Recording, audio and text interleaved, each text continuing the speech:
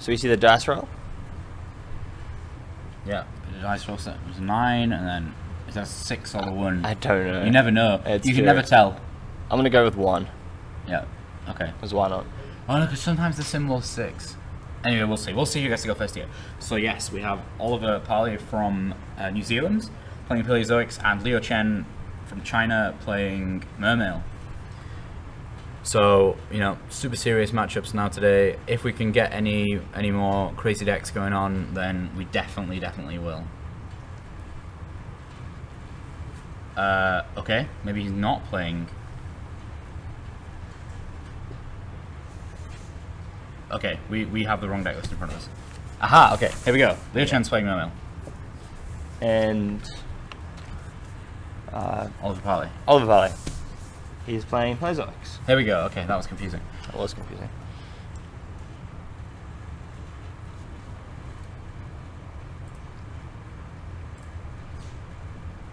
So you see a Giga X hitting the board. Gonna get him a search.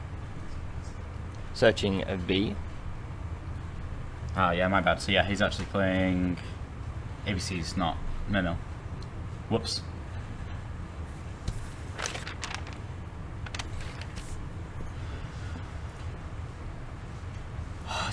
I can't really have an excuse. It's not very early, so. Right. Well, so I mean. Anyway, we can see he's playing ABCs. Yeah. So not the best of starts. No Union Hanger. But he does have 2 sets, Yeah. which could be pretty threatening. Yeah. So we can see his opening hand here. What are those 2 sets? I see 1 strike and 2 Twisted, so that's pretty good. He's also got Gamma Sail just in case for next turn. That's actually a pretty good opening hand here for Leo.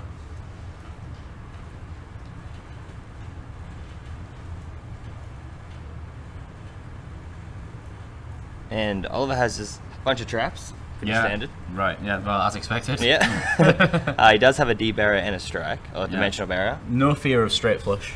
No fear. I've actually seen that resolved. It was pretty bad. That would be pretty crazy. But we do see a Twin Twister being activated in the end phase. Yeah. Hitting the strike and the Canadian. Do you remember when Full House was in the meta? Yeah, I do. That was so scary. I remember when that happened. Oh, that was just. It was during hat format, wasn't it? Yeah. It was kind of well, it was and Fire Fist as well. Yeah. You used to. Yeah, that was so scary. You never wanted to like play into it, but at the same time, you just kind of had to at some point because, you know, you had those 2 face ups and 3 face downs wasn't actually that bad. And even sometimes you'd have your opponent popping their own face downs because you know. And whenever it resolved, you were never in a good situation. No, exactly. Yeah.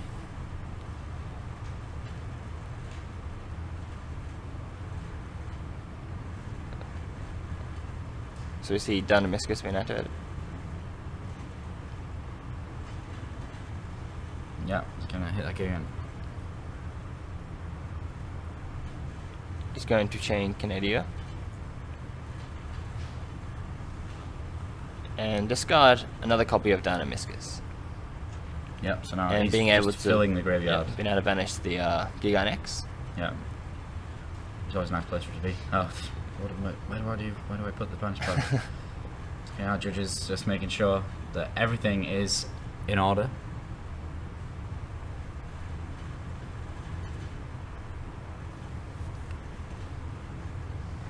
So we see B. Still no Union Hanger. Which is never good for the ABC player. No, it's kind of, you know, it's very much the core of the deck when you're getting that Union Hanger out, because it just, every single summon you're making is giving you that +1 advantage. And they played 3 terraforming for a reason. Yeah, exactly. That card is just so important to the deck. Yeah. So we see attack over Canadia. And passing turn.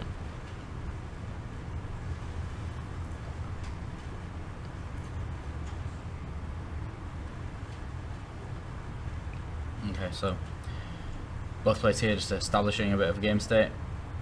Here's Olanodes. And he's going to chain the Dynamicious.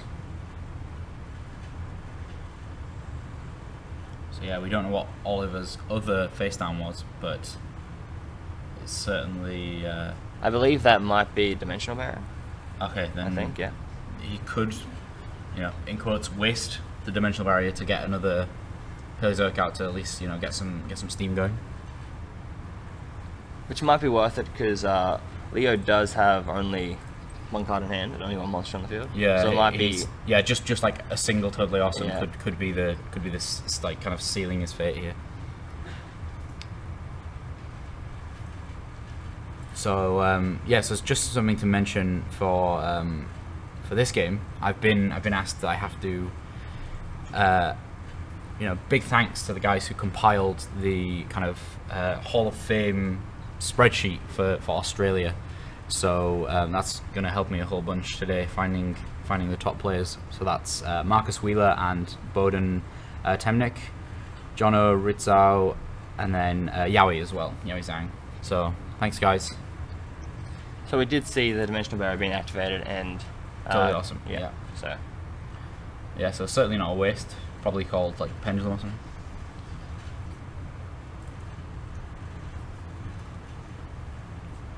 allowing him to add a assault core.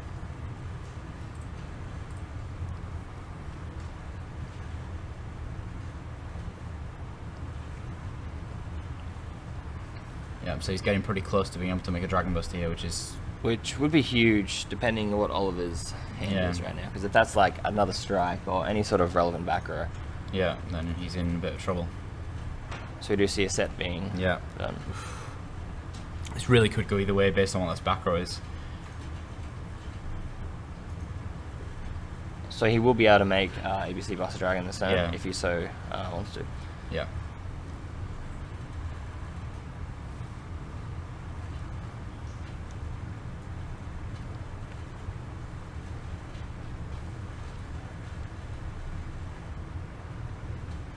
So Leo, considering his options, no standby phase, Telly Olsen's been activated, summoning Duke Frog.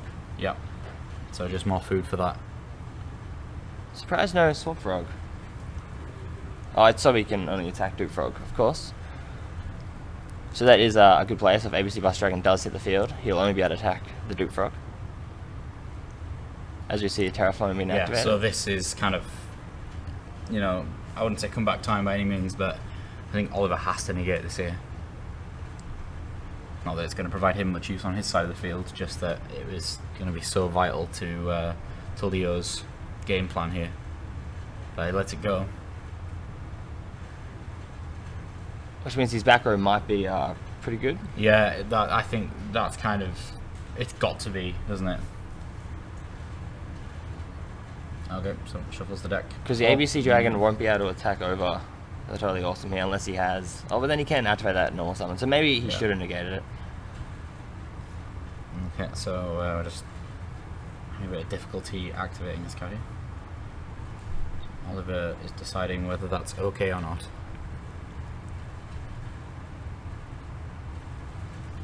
And he chooses to negate the Union Army. Oh no, he's going to put Dewfog back down. The Professor. Professor Frog? Professor Frog, yeah. He's teaching all the other frogs how the world works. So does choose to negate it. Yeah.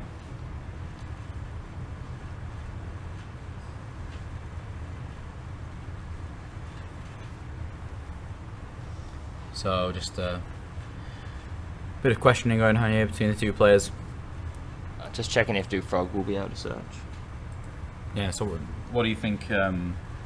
What do you think's kind of prevailing here? Do you think Oliver's ahead, or do you think Leo's ahead? It really depends what his back row is, because he's going to be able to summon ABC Buster Dragon, and he's going to be able to attack over Totally Awesome, but if that back row is anything like relevant, like Wobbaka or anything, then obviously...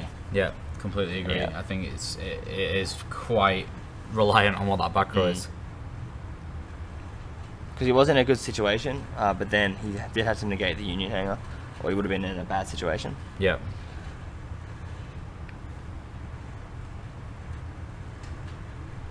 So I think he drew the Terraforming for turn, so a great draw. Yeah.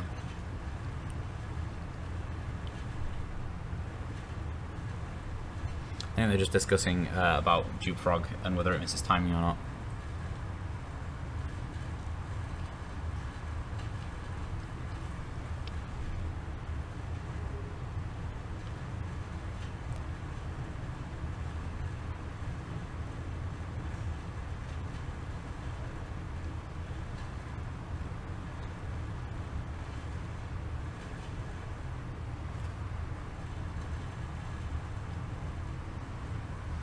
So yeah, the judges here just conferring.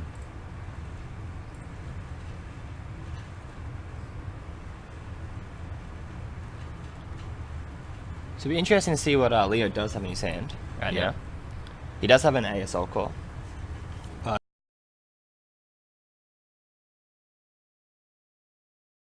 His other card, I think it might be the same card that he had last turn. Yeah, I can't.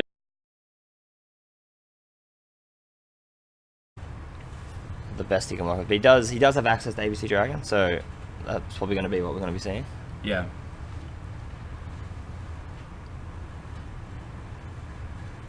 Which means he can choose to use its effect and banish the Totally Awesome, since Totally Awesome has now used its effect. Let's have a look. Let's have a read of Totally Awesome. Oh, I type.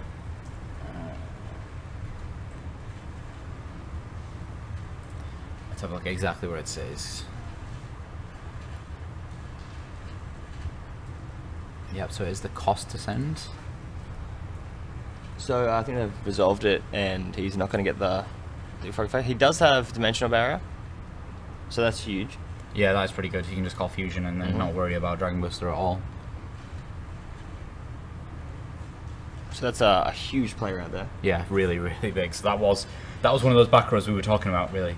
That's one of the ones that he's going to make a huge one of difference. the better back rows that he could have had. Yeah, but still, Oliver has to do something to stop that from next turn. Yeah, he only has one card in hand, and he really needs to just keep drawing traps and then just get the field going. Yeah. But he can summon Swap Frog, able to send Rodentone, which means he can bring that out, so he can make another rank 2. Yeah, has he got another frog in grey? Yeah, he has a Dupe Frog. Yeah. Yeah. Yeah, Dupe Frog. I do like Dupe Frog, he looks so cool. Yeah, it's a good card. So you may see another Totally Awesome here.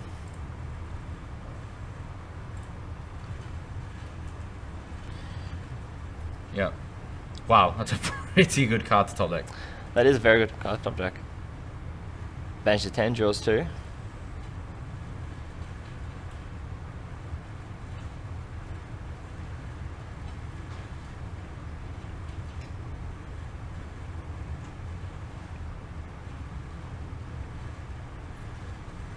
I think our judge is just getting a quick picture of that, of what he banished, so we can see just how.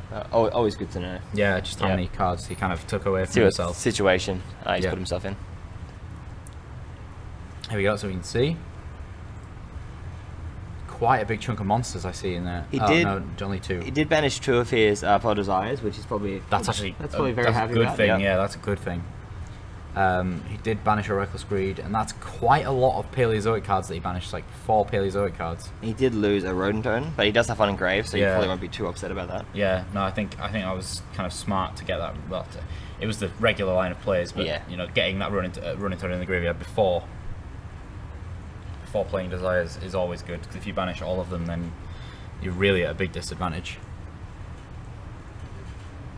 So he's considering his options. There is a few rank 2s you can go into. Yeah, I think he has to go into something that's going to stop Dragon Buster next turn.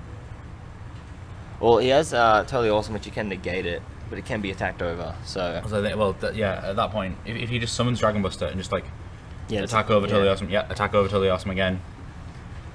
Okay, so yeah, he's gone with it. Which makes me believe his back row once again is probably going to be relevant. Yeah, well, that's the thing. He was able to draw an extra 2 cards. Yeah, so we don't actually know what those 2 cards are, but yeah, I saw one of them was a trap card. It must be something relevant. Which means he can get his Paleozoics engraved to start coming to the field. Yeah, well, he's got plenty. He's got plenty engraved right now, hasn't he? And to start establishing a board. Yeah. So very good position for Oliver right here.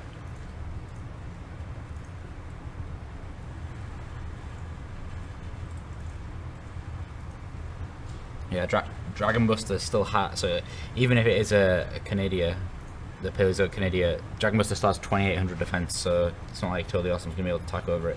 Definitely needs to, he's gonna have to use his extra deck to get rid of the Dragon Buster. Yeah.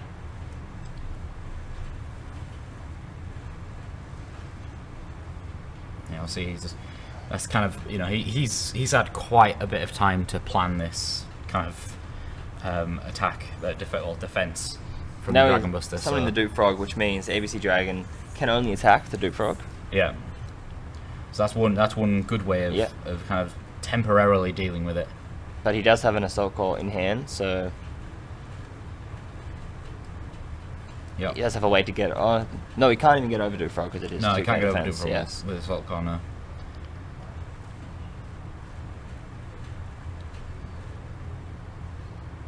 So I think Leo just scooped it up. Yeah, I think he realized think that so. He's in a too bad of a state. Yeah, to come back. Yeah, I think double totally awesome is pretty scary. And 2 back row, which more than likely were Paleozoic cards to bring out more. I was like, yeah, at that point, and I think he kind of easily had enough materials to make another rank 2 monster.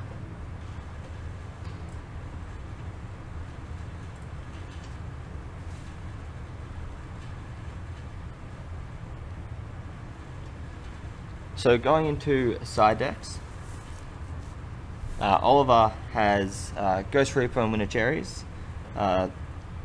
which he would probably bring in, more than likely. 2 Dark Holes, Regeki. It does have 3 wiretaps, which you could see, but I feel like Maybe. I don't think he'll care about them too much. Yeah, I don't think it's worth the kind of potential of them not being good. In the mirror match, they're definitely going to be good, but yeah.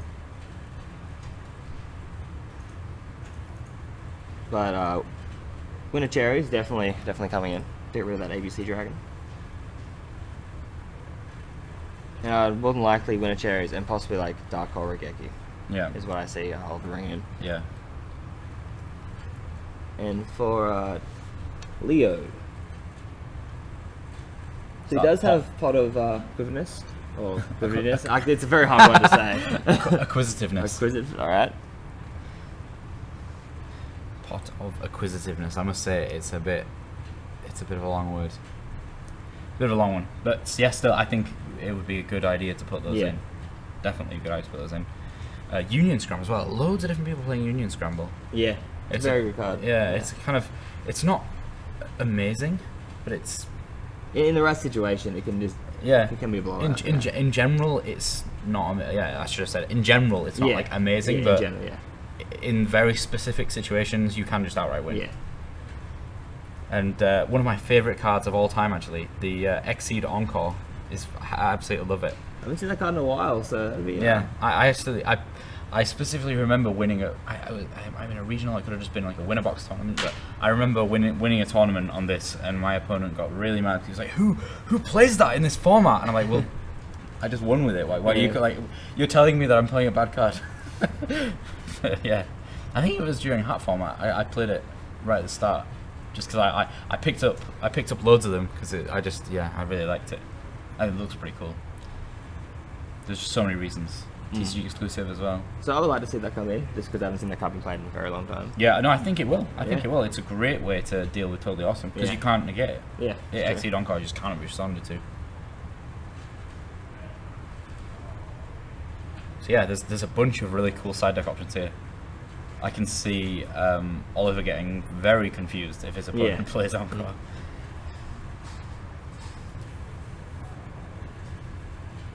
And since Leo will be going first, I do see him possibly starting out his 2 Dark Holes, especially going first. Yeah. Yeah, he's got a couple of Eclipses as well, which he's probably gonna. Like Encore is probably a better shot than the Eclipses, to be fair. Just because they both do the same thing.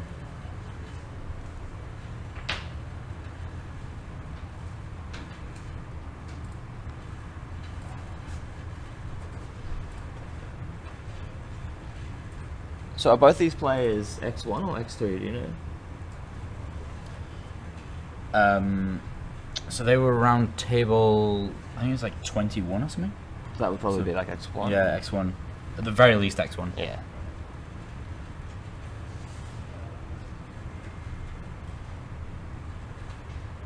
So a lot on the line here. Round 8, still 2 more rounds after this. Yeah. Both players are definitely looking for a win. Yeah. So a lot of thought will be going behind their players. Yeah, it's getting pretty. It's getting kind of quite close up at the top here. When it's into day 2, you really need to be winning your matches.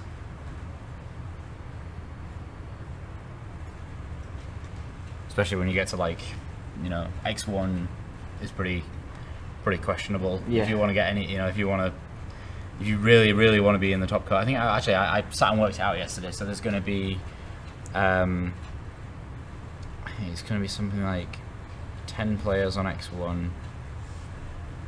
Obviously, one player on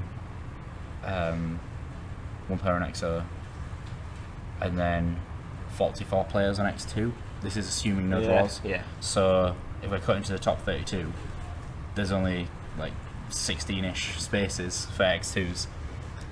So yeah, you're gonna have to have pretty decent tiebreakers. I mean, X11 is gonna be like, I think that's more likely that than X2s getting in. There's probably only going to be a handful of X2s getting in, but more X11s than X2s.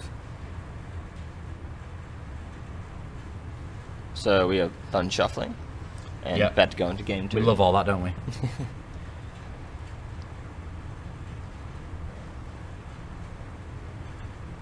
So here we go, game 2.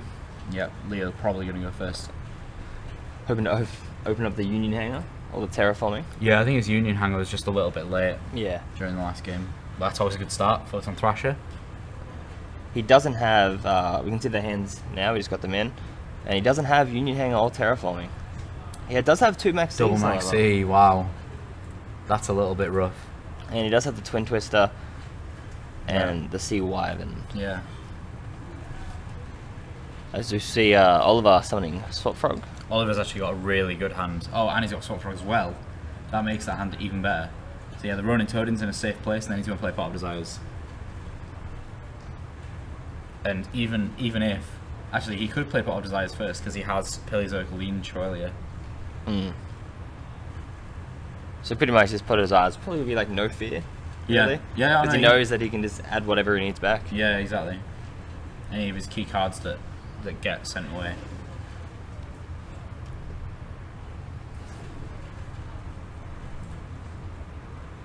Let's have a look, see what are in those 10 cards.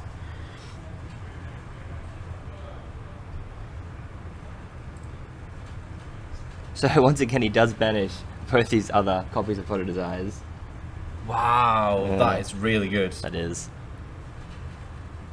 He does get rid of one of his copies of System Down, which is unfortunate, but still probably another 2 copies in there. He does lose a copy of Swat Frog and Rodent Toad. Yeah. But he has sent one, so once again, he must be feeling pretty good about that. Yeah, I think that was super happy. That Pot of Desires was really great. And using Swap Frog's effect, add it back to hand, and then we'll just see a bunch of sets. Yeah, most likely. Yeah, that's the thing with Swap Frog. He's so elusive. You can just keep on using him over and over again as long as you're willing to use your Swap Frog. Your normal summon, sorry, to summon the Swap Frog each turn. Yeah. But it's worth it. It's worth it in yeah, a deck definitely. like this. Yeah. Because you immediately then get your normal summon back by playing. And this allows him every turn just to keep fueling his grave with frogs. Yeah.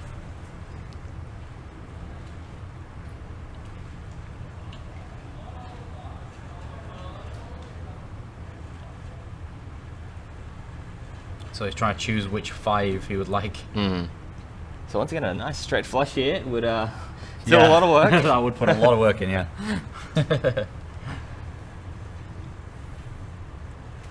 Very risky, but if you got it off, that would be be good to see. It'd be very interesting. Yeah. But he does have the Twin Twisters. Yeah, not as good. No, but not quite as good. This is exactly like the first game. This happened exactly the same. The Double Desires banish, and then the Twin Twisters. And once again, Union Hanger. Yeah. It's kind of a, copy paste of the first game. Let's see if Leo's able to get out a Union Hanger quicker than last time. It will certainly improve. We do see the terraforming. He once again top decks it, just like the previous game. Wow. But I think it was a turn earlier this game. Yeah. So I'm pretty sure that's going to make a big difference. That one turn earlier is going to make a huge difference.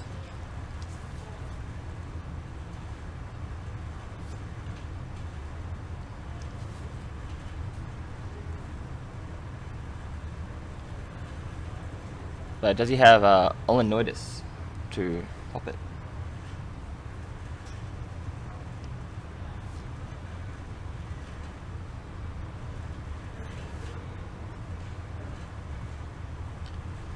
I think the answer is yes. Oliver is looking at his back rows, hoping that one of them suddenly turns into eliminators. Oh, he does have something. Inchuelia. Yeah, so I think he's just trying to. So going back to play his some cards, Spanish get some file, board advantage. could see a few What do you- cards yeah, being what- added back. What do you think he's going to add back? Maybe the Rodent Totem? Yeah, my immediate, Just so my, he's my able immediate to- thought was the Ronin Totem. but Yeah. It could just be generic Paleozoic. Or like, he's got 3 choices. He's got the Ronin Totem, food for the Ronin Totem's already there, or another Paleozoic card. That's the 3 main choices. So he chains the Max C to the Dynamiscus. That's... Now, will this be to negate or to draw? No, to draw. I think it's to draw because Oliver kind of pushed forward the Dynamiscus. So yeah, I think it's to draw. And he decides to add the Swap Frog back. So it's the swap. So we went with option number 2, bit of food for the current Ronin Totem. So yeah, Maxi's resolved. That's going to kind of stop Oliver in any shape or form where he wanted to go with this turn. So he's not going to be able to defend much now that he's under this Maxi. It's kind of more troubling when you're under Maxi in your opponent. Like when your opponent plays Maxi in their turn, especially in the Paleozoic deck where you got to defend yourself by special summoning monsters. It's kind of a double whammy. You know, I'm forced to defend myself with these Paleozoic monsters, and he's getting to draw a card every time I do it. It's just, you know, you don't really want that. Definitely a tough situation to be in, but we do Yeah. see the Assault Core coming down. Yeah, I think with this being a turn earlier, the Union Hanger being a turn earlier. So if you think about it right now, if he just doesn't have a Union Hanger, he passes. Oliver is able to go into Totally Awesome, Yeah. and then, but this is just game 1 over and over again. It's, you know, and then if Oliver passed back over to Leo would then get the terraforming, and that's when, you know, we kind of see the same as what happened in game 1. Quite interesting. Just goes to show that both of these players' decks, you know, really consistent. They're doing the same things over and over again, which is what you want in a tournament that's this long.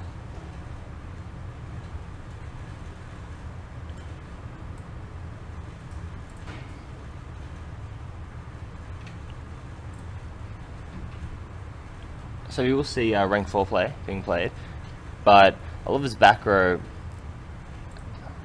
could be pretty relevant, but he decides to attack. Just so he doesn't like get striked. Yeah. No, I think the play is Diamond Direwolf. Yeah, could be true. I think the play here is Diamond Direwolf, because even if he does end up playing a trap card here, you know, who cares? He's still in a Max C.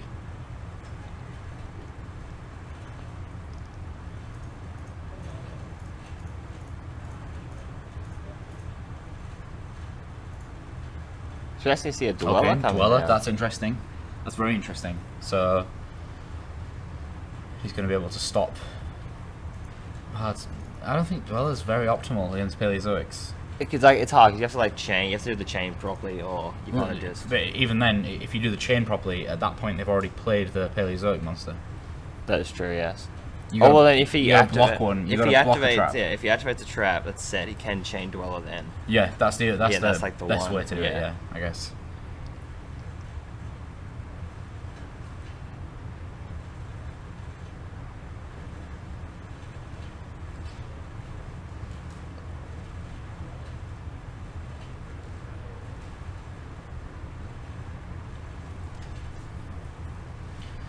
So let's see where he decides to go with this. Yeah, but I think he needs that A in graveyard as well to make the buster.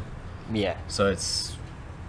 Well, I think he can freely detach here as well, because even if Oliver does decide to chain, he will be able to draw cards. Yeah, well, that's...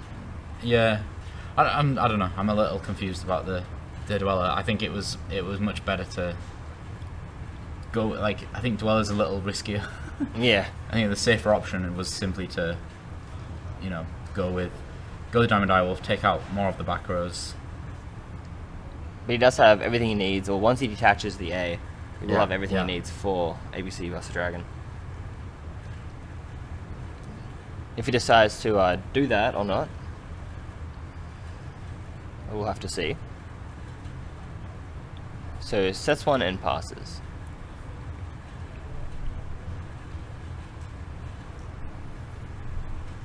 Yeah, so I think I think Dweller, right, like here, as soon as he's passed turn, Dweller's good, because then it stops all of his graveyard effects, not just the Paleozoics but the Ronin Totem as well.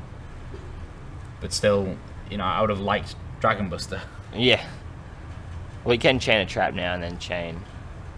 Yeah. Again, so that's why it just seems a little weird. Yeah. It seems a little weird to go with that. I believe Leo still does have a maxi in hand, because he did open 2. I don't. Think maybe then. Maybe that's why he's going to do it that way around.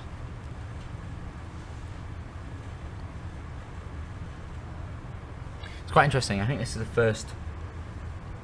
first format in a while where kind of passing priority to activate a card backwards and forwards does actually make a difference. Yeah. We've not really had that before, which is always good to see. Yeah, no, I do enjoy these type of games. Yeah, I love seeing formats where we kind of see different parts of the rules be important. I really like that.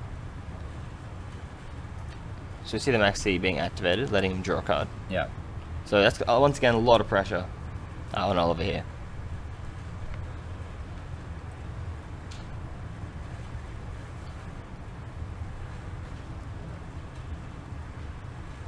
So he was summon the Sword Frog. Yep. Filling up the grave.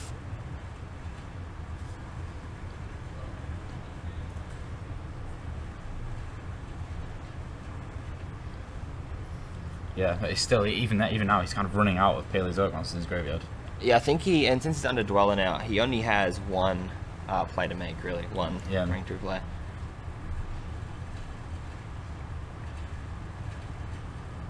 And at this point, he's got to deal with that Dweller quite efficiently, and he's giving away cards from Max C, so he's got to make this count, as well as worry about Dragon Buster.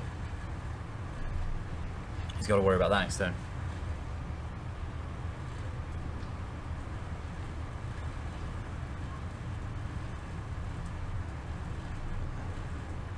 So the fact that he was looking at his back row means it may be a dimensional barrier, considering he looked at it then and sort of considered it. Would you play dimensional barrier though? I mean, the extra draw off Max C, he's got a pretty decent number of cards in his hand. That is true. 2 is a pretty decent number, especially with Union Hanger being there. But one totally awesome could change a few things, because he does have 2 in hand, which means he has more stuff to set. 3 in hand, sorry. Yeah. So maybe thinking, is it worth it to really let this totally awesome hit the field? Yeah. When he's able to attack over my Dweller. But again, it all depends on what Leo's back row is. It could be a strike. Yeah, I don't think it's not a dimensional barrier. So. But yeah, there's the third. Yeah, to be honest, Oliver's got a lot of cards here. Yeah. Yeah, Dweller. So he's drawing off the totally awesome.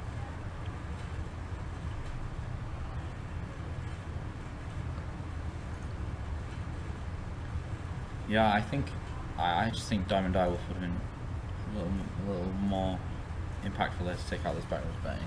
Because he would have been able to make ABC Dragon to follow up that play. Yeah, exactly, and then he would have had more of an interrupt to the frog engine of Oliver in that turn. Because he could have banished the Swap Frog just then and prevented him from making a rank 2 play. Yeah.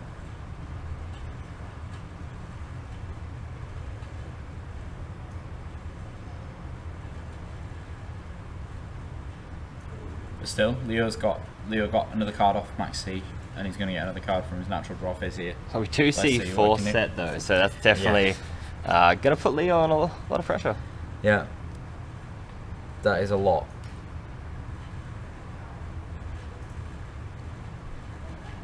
Let's see what Leo can come up with this turn. Does have access to ABC Dragon. We see Totally Awesome being activated in the standby phase.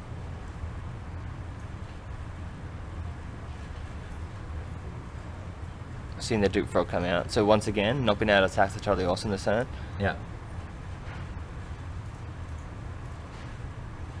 Until he clears the Duke Frog, of course.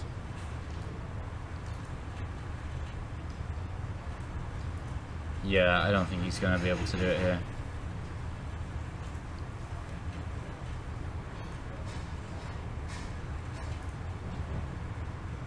He's going to have to perform some serious miracles to be able to... So you see Morella being activated. Yeah. And then, yeah, he's just going to be able to summon more Paleozoics. He's kind of free to do whatever he wants now. So that's what's so scary about Paleozoics. Once they get going, it's very hard to stop. Yeah. Especially when they have so much fuel and like Paleozoic traps in the graveyard. Yeah. Like the Frog engine and the Paleozoic engine just mix well, like so well. Yeah. And we see Dimensional Barrier being activated. So he'll be calling Fusion. And that could be the game. Yeah, I honestly. think so. I just Oliver's so far ahead here now. He really is.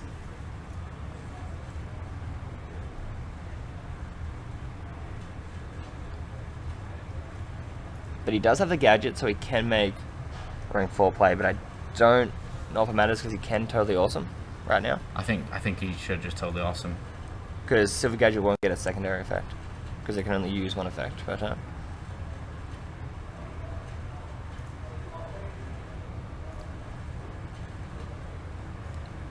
So I think the right play, unless he does have a strike or something set, I think Totally Awesome negating this is probably the best play. Yeah. Or the better play. Yeah. Then he might not fear a rank 4 play. Yeah, that's true. I think if he, he's got to... I think he has to here. It just does so much to negate that.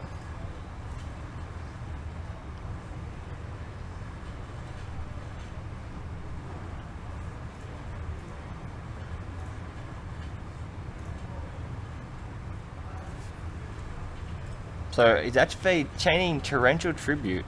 That's actually pretty big, but he can negate it and then set it to his side of the field.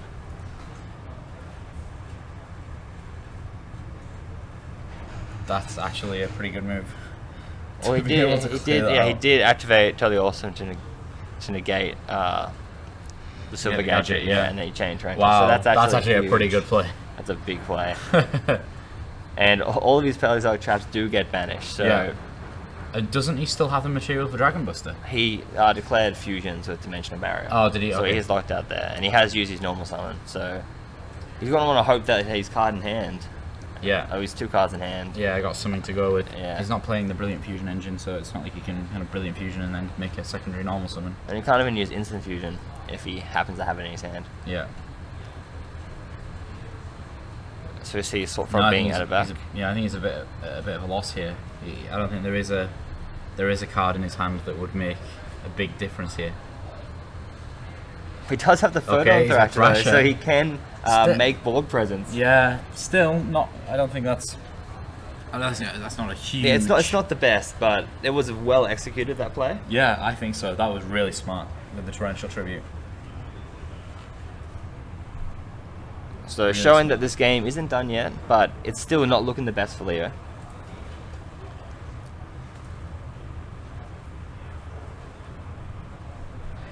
Yeah, that was a pretty good play with that Torrential Tribute. Especially considering all these Paleozoics were going to get banished, yeah. Wow, I'm really impressed with that play. So, all the notice. Hits a strike, wow, that's pretty big. That would have been big, yeah. I think... Oliver's got this, yeah. I think he's got two frogs in hand. He's got Ronin Toad Engrave, completely unimpeded. Yeah. At least Leo was able to get some damage in. Yeah. And using an old card like Torrential Tribute, just showing why it's still so powerful. Yeah. That was really, really important in kind of Leo's comeback plan here. It was just unfortunate that Oliver still had stuff.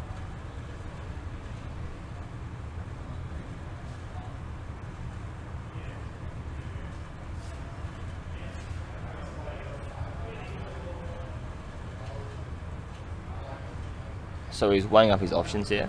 Yeah. I think he's just got to figure out a way to play. He may potentially be thinking if he can game him this turn. Yeah, maybe. I think even,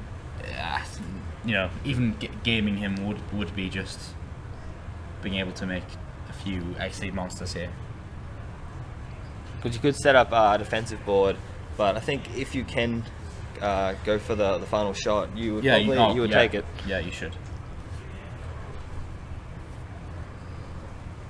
Especially because I think they may be kind of close to time, or at least they're getting there. Yeah. So we do see the rodent totem coming out.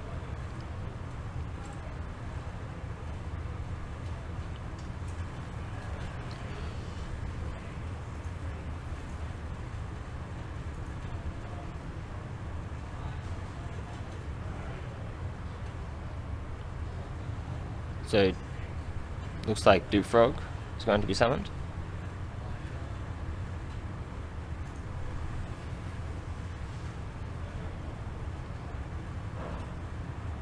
He's going to go for an Anomalocaris.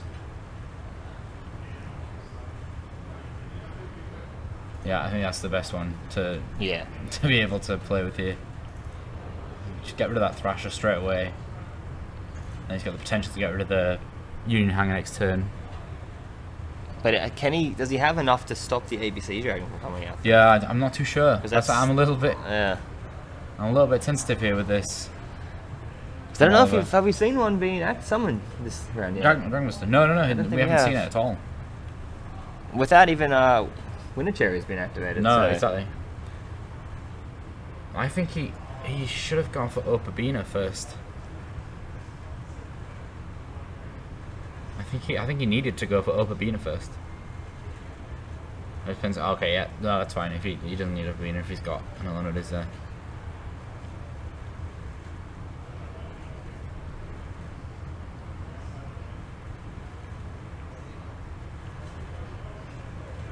So does he does play 3 totally awesome, so we probably will definitely see that being summoned. I don't think you would go Degusto Phoenix because it's not enough damage. No. And unless he has a way to stop ABC Buster Dragon from coming out, I think Totally Awesome probably is the best play here.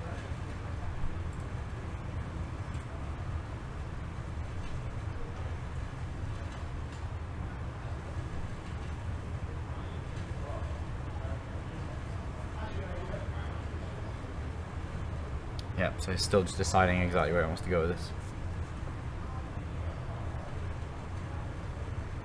So of course, this is round 8, high pressure game. Yeah, we're getting pretty late in the tournament here.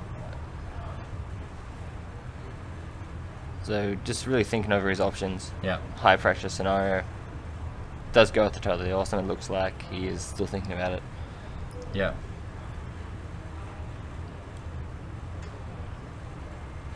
That's his choice, and then he's got a couple of back rows. So that's, definitely not enough damage to finish it here and now.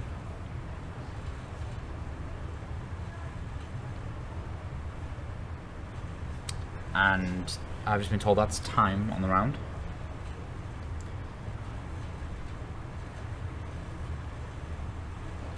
But still, if he doesn't have... Oh, but then he may still have a Duke Frog left in deck, and if that's the case, then Leo may be in trouble. Yeah. The Dragon Buster here can make a big difference. Okay, so if he does have a Duke Frog, he has to attack that, but then whatever he summons will just get destroyed. Yeah. So... Yeah, so he has to attack over the Totally Awesome before anything else happens. So using the effect, will he have the 3rd Duke Frog? He does, so that's huge. It's making a giant wall. Yeah. Yeah.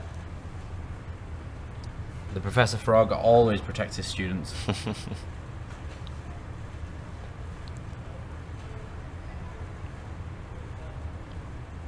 Yeah, I think Leo's got a bit of a puzzle to solve here.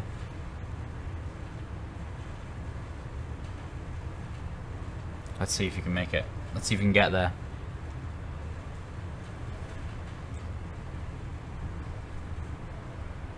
So Leo does scoop it up. He realizes that the board is just too hard to crack. So that's it. So we see a 2-0. Yeah. Not swift by any means, but we see a 2-0 victory here from Oliver. Let's talk a little bit more about that in our post-match discussion.